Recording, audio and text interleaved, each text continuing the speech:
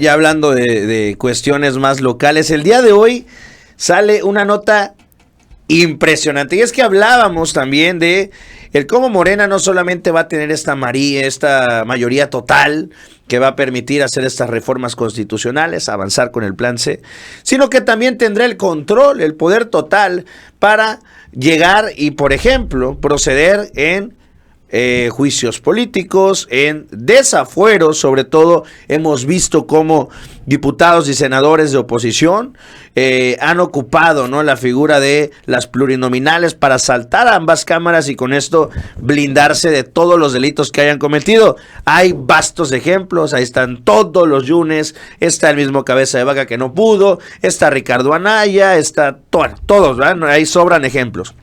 Y bueno, lo que ya no pasará en la siguiente administración es que Morena podrá, pues sí, ejercer o aplicar el desafuero desde la Cámara de Legisladores, y votando las mayorías, pues podrán cepillar y bueno, que finalmente estos pillos se enfrenten la justicia. Y esto ya lo sabe Alito. Recordemos, Alito tiene una orden de aprehensión girada. Esto es desde hace varios años, en el cual el gobierno de Campeche, por el desfalco total que hizo allá, ya vemos como ahora Claudio X González pues ya también está haciendo sus investigaciones del saqueo de Campeche, un par de 2 añitos tarde, pero bueno. Y nadie le puede hacer nada a Alito, porque como es legislador, pues bueno, nadie lo podrá tocar. Y ahora que va a ser senador, pues tampoco nadie lo va a poder tocar. Y bueno, ante la mayoría de Morena y que se puede proceder con el desafuero, ya le cobró el favor a Norma Piña. Chequen. Conceden a Alito amparo contra la solicitud de desafuero, el miedo no anda en burro. La sesión instructora de la Cámara de Diputados fue notificada de que un juez federal le concedió un amparo al dirigente nacional del PRI, Alejandro Moreno, en contra de la solicitud de desafuero interpuesta por la Fiscalía General de Campeche, al ser consultado sobre si el caso de Alito podría ser retomado ya en la próxima legislatura que inicia en el primer día del mes de septiembre. El exgobernador de Michoacán señaló que vamos a revisarlo, porque me acaban de informar que el señor Moreno, Alito, ganó un amparo. Parece que este es resultado de la cena de diciembre, dijo irónico, en alusión al supuesto encuentro que el diputado priista tuvo en ese mes con la ministra presidenta de la Suprema Corte de Justicia, Norma Piña. Con lo cual, pues Alito, y ya se sabe, ¿no?, que esto que exigía el presidente, esto que exigía la misma doctora Claudia Sheinbaum, de cuál fue el acuerdo, el motivo de la reunión entre Piña, Alito y algunos magistrados, pues al parecer empieza a salir el peine, y era pues que no lo fueran a dejar en indefensión, que ellos iban a estar con todo para proteger al Poder Judicial, pero eso sí, que a la hora de la debacle empezara la llovizna, el diluvio de amparos contra los pillos. Sí, este es uno de los cambios sustanciales en el Poder Legislativo. Muchos se preguntaban por qué no avanzaban en estos procesos de desafuero, porque no se tenían los votos. La sesión instructora tiene 4 diputados en estos momentos. Bueno, la que está cerrando son 2 de Morena, 1 del PRI y 1 del PAN. Se necesitan 3 votos para avanzar en un proceso de desafuero, y obviamente no importa que hubieran llevado un video de Alejandro Moreno, ¿no?, robándose una bolsa de dinero, o sea, no hubiera avanzado, no se hubiera votado en contra de Alito Moreno, no hubiera avanzado este proceso de desafuero. Por eso es que ni siquiera se agendó. ¿Para qué? Para no quemar el cartucho. Vamos a dejarlo ahí hasta que sepamos que pueda avanzar. Y en medio de todo esto, bueno, pues se da el cambio de legislatura, se viene ya la mayoría calificada, ahora sí se tendrán los votos para el desafuero, y con esto Alito Moreno pues ya está pidiéndole o cobrándole el favor a Norma Piña. Ahora, esto nuevamente nos lleva al escenario que se le ha reclamado al Poder Judicial, porque el Poder Judicial lleva ya varios meses, desde que está Norma Piña sobre todo, diciéndole al Poder Legislativo qué puede y qué no puede hacer. O sea, viene tumbándole leyes porque supuestamente no cumple un debido proceso que estableció el propio Poder Judicial. El Poder Judicial estableció un criterio para discutir las leyes sin tomar en cuenta el Poder Legislativo. Y cuando el Legislativo no cumple estos criterios que decide el cártel de la toga, dicen no se respetó el debido proceso legislativo. Y entonces te rechazo tu ley. Así de arbitrario, pues. Y ahora entonces le dice el Poder Judicial al Legislativo, oye, ahora tú ya no vas a poder sesionar para desaforar a Alejandro Moreno. ¿Cómo? No, porque ya tiene un amparo. Entonces, cuando hablan de contrapesos en la oposición, es básicamente porque quieren gobernar, quieren seguir gobernando desde el Poder Judicial, en donde quieren seguir imponiéndose al resto de los otros dos poderes, al judicial, al legislativo y al ejecutivo, y de esta manera seguir conservando su impunidad. Por eso Alejandro Moreno ha insistido y repetido varias ocasiones que el PRI va a defender al Poder Judicial, aunque ya no tiene mucho que hacer, pero yo creo que aquí también hay un acuerdo en donde Alito estará presentando los recursos legales que va a elaborar el cártel de la toga. Por ejemplo, en el INAI ya se adelantó que tienen listo prácticamente una especie de controversia constitucional. Aunque no se pueden controvertir las reformas constitucionales, están buscando una manera en que la Corte pueda frenar las reformas constitucionales. Y no lo duden que ya tienen tallando el lápiz con este tema ya un buen rato y que Alito estará presentando como si fuera suya, como si fuera del PRI, una impugnación de este tipo en contra de la reforma al Poder Judicial. Ese es el acuerdo. Por eso es el gran aliado de Norma Piña, así como lo presentó durante la cena, y hay que pagar favores, y viene la protección del Poder Judicial. Vamos a lo siguiente. El día de ayer se llevó a cabo de nuevo un foro de estos para la reforma al Poder Judicial, de diálogo, y acudieron importantes personajes. Acudió de parte de los que están defendiendo al Poder Judicial, pues dos traidores, el González Alcántara Carrancá, de los ministros que propuso el presidente López Obrador, también Yasmín Esquivel, que el día de ayer ya se quita la máscara, esta tibieza que como que hacía, como que apoyaba, pero como que no. Bueno, ya, finalmente se quitó la máscara y no, pues no va a apoyar la reforma al Poder Judicial. Y también, bueno, Fernández Noroña ya expuso, fueron varias intervenciones. Vamos a escuchar primero la de Alcántara Carrancá. Repito, él es de los que puso el presidente López Obrador, diciendo que toda la reforma al Poder Judicial se trata de un berrinche. ¿Por qué? Porque le tumbaron el tema de la Guardia Nacional al presidente. Vamos a escucharlo.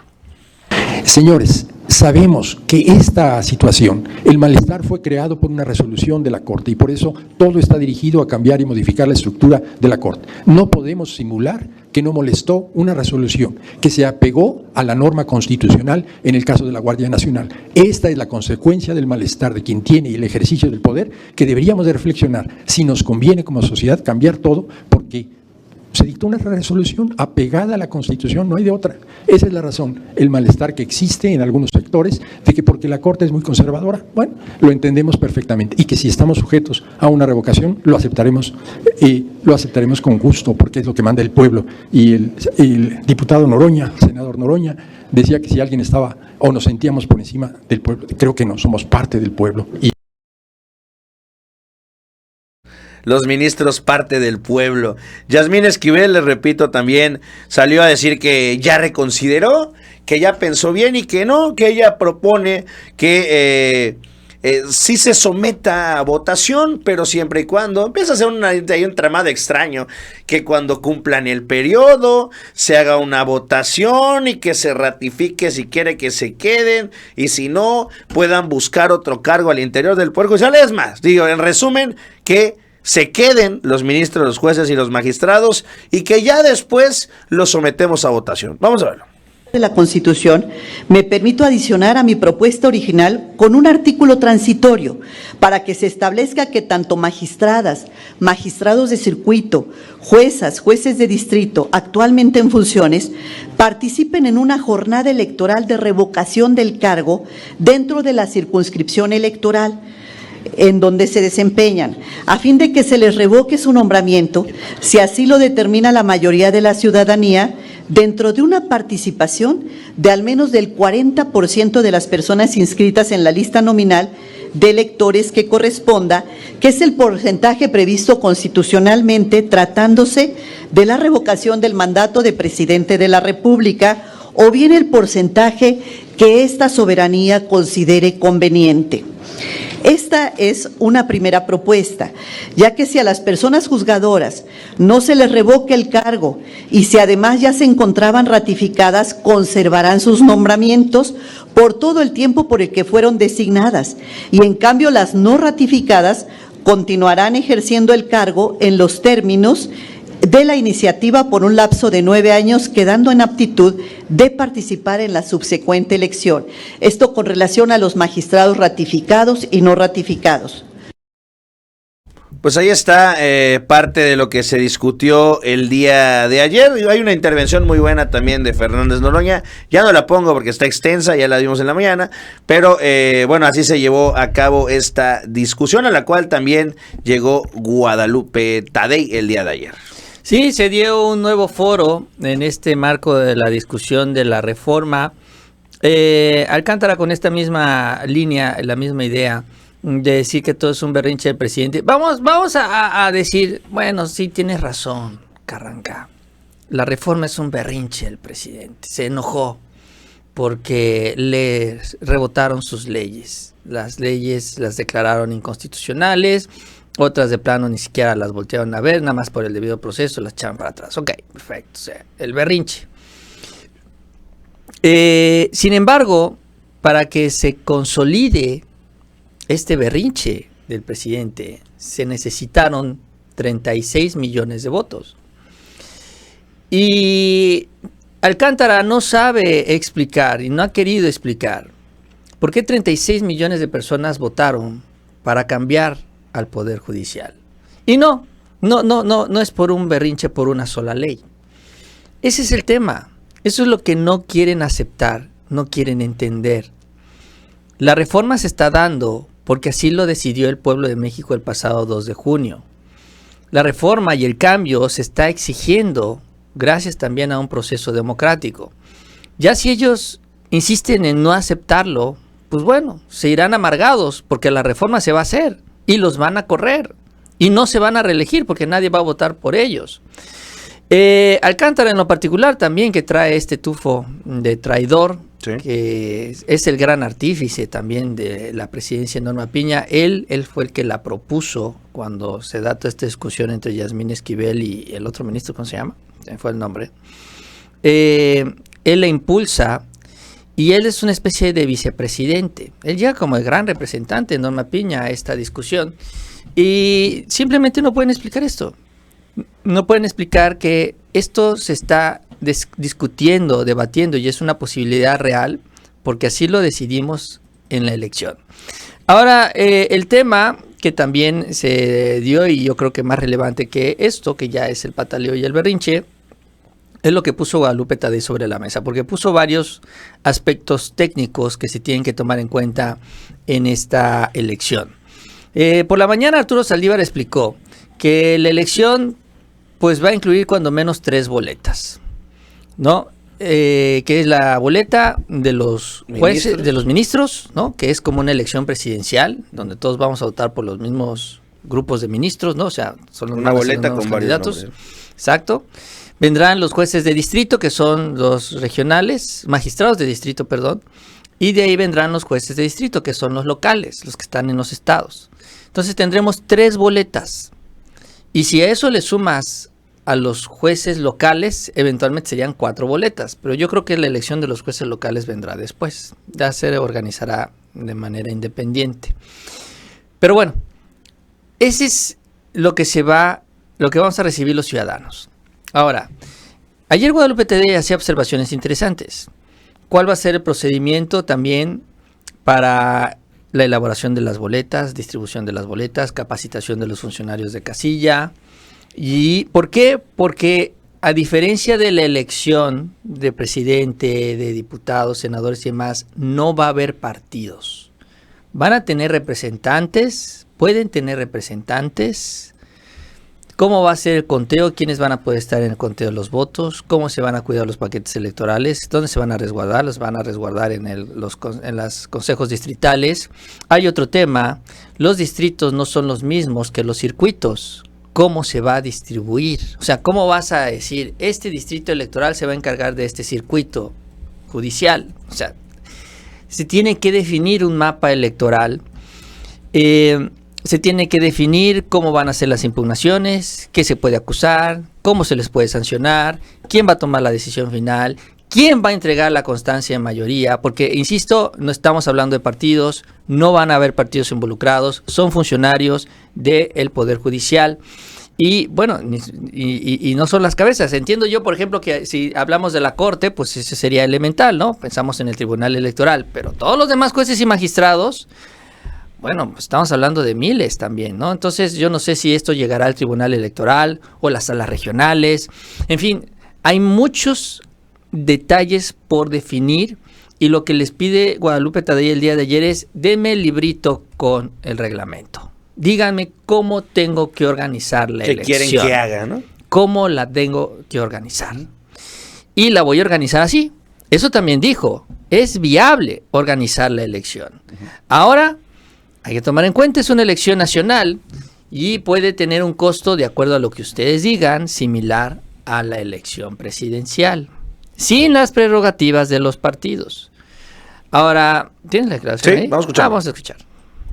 Electoral es en todo el país, es en una parte del país, son cierto tipo de puestos los que se van a definir y a partir de ahí, y acuérdense, por eso digo, el corazón de todo esto es el Registro Federal de Electores. Nosotros tenemos la sección como referente y el número de electores que tenemos para poder iniciar con los cálculos. Se le suma todo lo demás, que es la parte operativa. ¿Qué le toca al Instituto Nacional Electoral? Decir la parte operativa y de implementación, organización en campo, organización electoral, que se tiene que vivir para que se dé con la misma garantía que venimos dando. ¿Podría costar lo mismo que una elección presidencial? Más o menos como una elección presidencial. Y es dependiendo del número de puestos a elegir. A la salida también de esta reunión, Guadalupe Tadei, o sea, podría ser más o menos que la elección presidencial. Pues claro, las dimensiones también, dependiendo cómo se llevarán a cabo, ¿no? Si serán más o menos amplias que la misma elección presidencial, ¿no? Sí, porque hay muchos elementos, como decía yo, por ejemplo, el tema de las instalaciones de las casillas, van a ser las mismas casillas. El material electoral, ¿no? El material electoral, yo creo que decía Hamlet, se puede reciclar, pues acabamos de pasar una elección presidencial y pues ahí seguramente tienen todavía varias cosas, pero hay que definir todo esto, o sea, sí es un paso complicado porque es la primera elección. Y como es natural, conforme vaya avanzando más y más elecciones, el proceso se irá depurando, será más eficiente y se irán aprendiendo también de las cosas buenas, de las cosas malas, las mañas también de algunos de los aspirantes, que también ponerles candados, en fin, qué sé yo. Nosotros como ciudadanos iremos aprendiendo también a votar por los jueces, magistrados y ministros. Al principio vamos a ver una lista y vamos a decir ¿qué es esto? Pero después ya vamos a ir entendiendo cada vez mejor cómo ir filtrando a los aspirantes buenos y a los aspirantes que no nos convencen. Es un proceso, o sea, no esperemos que todo salga a la perfección en la primera vez y no cuando menos con la eficiencia de la elección presidencial y del resto de las elecciones que tenemos tradicionalmente. No, es como la revocación de mandato, ¿no? ¿Sí? O sea, finalmente ya se hizo la primera vez, la segunda va a ser más eficiente y ahí nos vamos. Entonces, el costo, pues la elección presidencial costó 9,000 millones. De ahí 2,000 millones se fueron a los partidos. O sea, serían 7. Serían 7. Ahora, pues sería entre 7 y 9,000, ¿no? Más o menos, de acuerdo a lo que se estimó. Insisto, a reserva de que se den los detalles ya en la reforma. Y de cuántas sean, ¿no? Si sea 1, 2 o 3, ¿no? Eso también. Probablemente sea una, ¿por qué no vas a sacar a la gente a votar? No, me refiero a todos, si se van a elegir de un golpe a los 3 ministros, magistrados, por eso jueces, te digo, yo creo que va a ser la misma. Sí, no puedes sacar a la gente a cada 3 veces, sí. Sí, no. Sí. Es más, yo creo que hasta sí es forzar un poco la elección el próximo año, porque acabamos de salir de una elección y va a ser complicado convocar a la gente que salga a votar. Muchos estamos interesados en hacerlos, a otros le vale cacahuate, ¿no? O no se están enterados. Interesa. No están enterados, exacto. Y entonces, pues igual y no tendremos la convocatoria que tuvimos en una elección presidencial, que es la que siempre atrae mayor número de votantes, y eventualmente incluso tampoco será la misma asistencia que una elección intermedia. Insisto, es la primera elección. Para mí lo ideal es que esta elección se haga en la elección intermedia. O sea, que se van a votar cada 6 años. Que en la intermedia votemos a los ministros de la Corte y pues al siguientes 3 años votemos a la presidencia de la República. Yo creo que así podría distribuirse estos procesos electorales. ¿Por qué? Porque así también tendríamos un atractivo los ciudadanos para asistir a las urnas cada 3 años. Cada 3 años vamos. Estos 3 años ahorita a la Suprema Corte, en 3 años la presidencia de la República. Y se renueva el Congreso como en su ciclo normal, ¿no? Entonces, haría más atractivas las elecciones intermedias. Pero bueno, es un proceso. Y lo importante es que este proceso está avanzando. Y pues sí, se irá corrigiendo en el camino.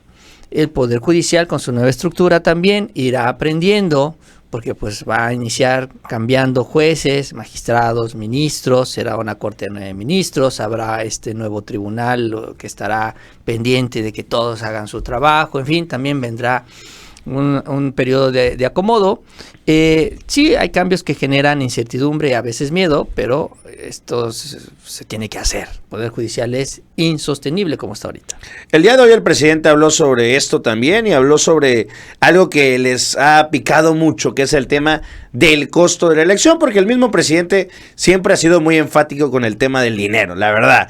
La 4T han sido duros en algunas cosas y es en hacer eficientes los recursos, ¿no? Y pues era cuestionado, ¿no?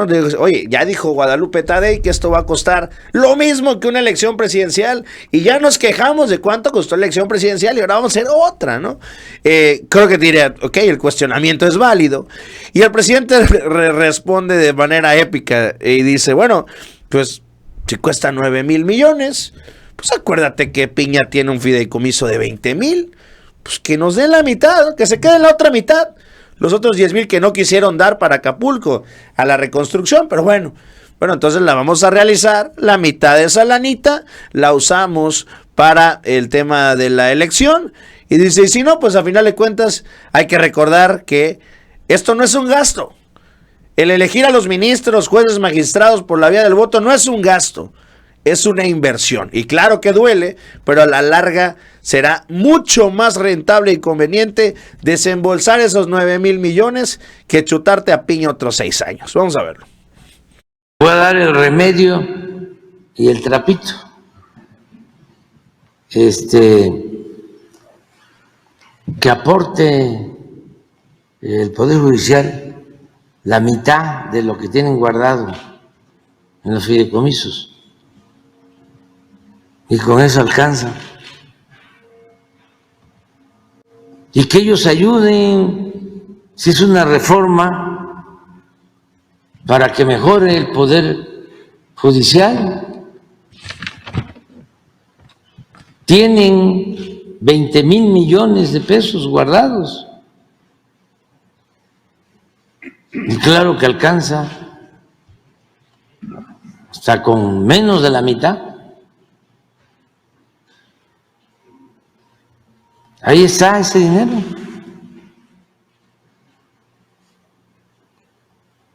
Para que no usen eso de pretexto, ¿no? De excusa de que ¿cuánto va a costar? No. Esto no es un gasto, es una inversión. La justicia es algo prioritario. Pues ahí está la propuesta del presidente. Incluso si la elección costara 7,000 millones, se podrían hacer 3 elecciones de ministros, jueces y magistrados. 3 elecciones con lo que tienen en los fideicomisos. 3 elecciones. Es una gigantesca cantidad de dinero. Dicen en el chat, es que sí urge correr a Norma Piña. Sí, yo también estoy de acuerdo. Yo cuando me refería a que debería ser empatada en la elección intermedia, es en el entendido de que se haga la elección como se tiene contemplada en el mes de marzo. Del año que viene. Del año que viene. Y en el mes de mayo entraría en función la Corte, la nueva Corte, con los 9 ministros, y en la primera sesión se definiría quién sería el presidente o presidenta de la Corte, en mayo. Eso es lo que se tiene contemplado. Y yo lo que creo es que ya eventualmente lo ideal para mí, pues, que se haga un transitorio para que estos jueces, magistrados y ministros estén un par de años más y venga la renovación en la siguiente elección intermedia. Porque pues, si no, nada más les darías 2 años, ¿no? Sí. Pero bueno. Entonces, eso para mí es lo ideal. Y también incluso reformar la revocación de mandato para que sea el día de la elección intermedia también. Esa es la manera de garantizar la mayor participación ciudadana en estos procesos electorales. Los mexicanos, pues así estamos acostumbrados ya a salir a votar cada 3 años. Y de esta manera, pues pues yo creo que se puede garantizar esto, ¿no? La idea que salga la mayor cantidad de personas a votar, que se puede revolver un poco las campañas políticas con lo que hagan los del Poder Judicial, pues sí, pero pues de todos modos se van a revolver. O sea, eso es una realidad. Aunque no estén y no representen a un partido político, ¿qué crees que va a decir la oposición de Lenia Batres? Claro. Entonces es que la está financiando Morena. O sea, de todos modos los van a acusar de eso en la oposición. Entonces, pues yo creo que habrá que esperar los detalles y el dinero está. Y se lo van a quitar a Norma Piña por las buenas o por las malas. Tampoco le van a preguntar, Polo.